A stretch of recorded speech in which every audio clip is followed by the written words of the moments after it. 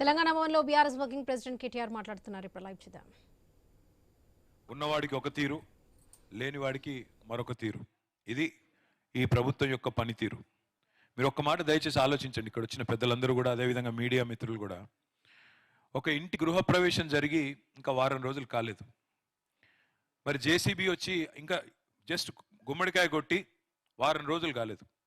JCB వచ్చి, bulldozer వచ్చి వాళ్ళ ఇల్లు నేలమట్టం చేస్తే, కూల్చేస్తే ఆ కుటుంబం పరిస్థితి ఏంటి ఆలోచించండి.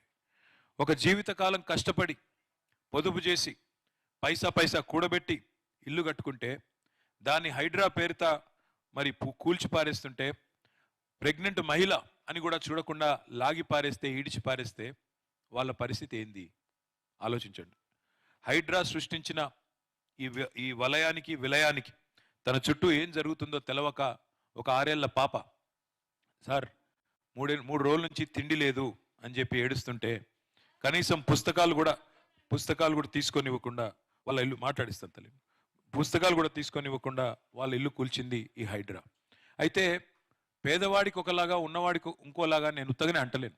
అది కూడా మీకు చూపెట్టాలనే, పత్రికల ద్వారా అందరికీ చూపెట్టాలన్న ఉద్దేశంతోనే, మీ బాధ రాష్ట్రం మొత్తం తెలవాలన్న ఉద్దేశంతోనే మిమ్మల్ని ఇక్కడికి రప్పించడం జరిగింది.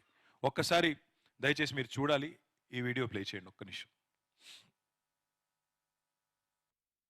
ఈ వీడియో ప్లే చేయండి.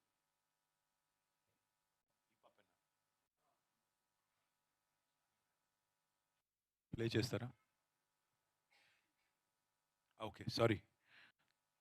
నెక్స్ట్ స్లైడ్ అమ్మా.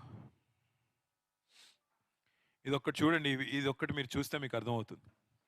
ఆయన ఉప ముఖ్యమంత్రి బట్టి విక్రమార్క గారు ఈ హైడ్రా విషయంలో, బట్టి విక్రమార్క గారు మరి ఆయనకి ఏమి ఇంట్రెస్ట్ ఉందో నాకు తెలియదు, కానీ ఒకరోజు పెద్ద ప్రజెంటేషన్ పెట్టారు. ఇది పెద్ద స్క్రీన్ పెట్టి ఇట్లాగే పెద్ద ప్రజెంటేషన్ ఇచ్చి ఇంతమంది అధికారులను కూర్చోబెట్టుకొని మేము చేస్తున్నది ఏదో చాలా గొప్ప పని అన్నట్టుగా ప్రజెంటేషన్ ఇచ్చారు.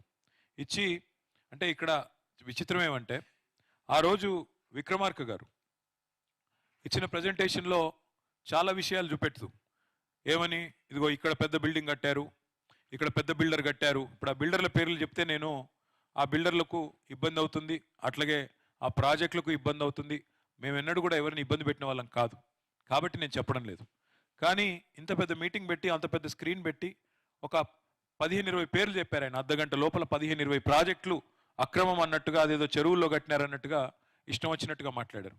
ఇవాళ మరి ఏం జరిగింది? ఇవాళ పేదవాడి ఇల్లేమో కూలిపోతుంది, పేదవాడి ఇంటి మీదకి బుల్డోజర్ వస్తుంది. మరి ఆ 15 ప్రాజెక్టులు మాత్రం ఒక్క ఇటుక కూడా చెక్కు చెదరకుండా అట్లాగే అన్ని బాగానే ఉన్నాయి. అంటే ఏం జరిగింది దీని వెనకాల? ప్రభుత్వ పెద్దలు పేర్లు ఎందుకు చెప్పారు, మళ్ళీ ఆ అపార్ట్మెంట్ల దగ్గరికి ఎందుకు పోలేదు, ఆ బిల్డర్ల దగ్గరికి ఎందుకు పోలేదు అంటే దీని వెనకాల జరిగింది ఏందో మతలబు మీకే అర్థమైందని నేను అనుకుంటా ఉన్నాను.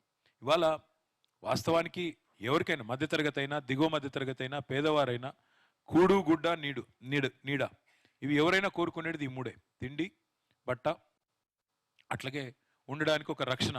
అది గుడిసె కావచ్చు, ఇల్లు కావచ్చు, చిన్నిల్లు కావచ్చు. దీనికోసం పల్లెటూరు నుంచి ఇక్కడ తరలి వస్తూ ఉంటారు. పల్లెటూరుల నుంచి ఇక్కడికి వచ్చి కూలి పని చేసుకొని ఇటుక పేర్చుకొని మీరు ఇల్లు కట్టుకుంటే దాన్ని అర్ధరాత్రి అపరాత్రి అనే సోయి లేకుండా ఈ రకంగా వచ్చి కూలగొట్టి అందరికీ అన్యాయం చేస్తూ ఉన్నది వీళ్ళు. ఈ ప్రజెంటేషన్ ఏదైతే విక్రమార్క గారు ఇచ్చారో, డిప్యూటీ సీఎం గారు ఇచ్చారో, మనం ఆలోచించాల్సి ఉంది.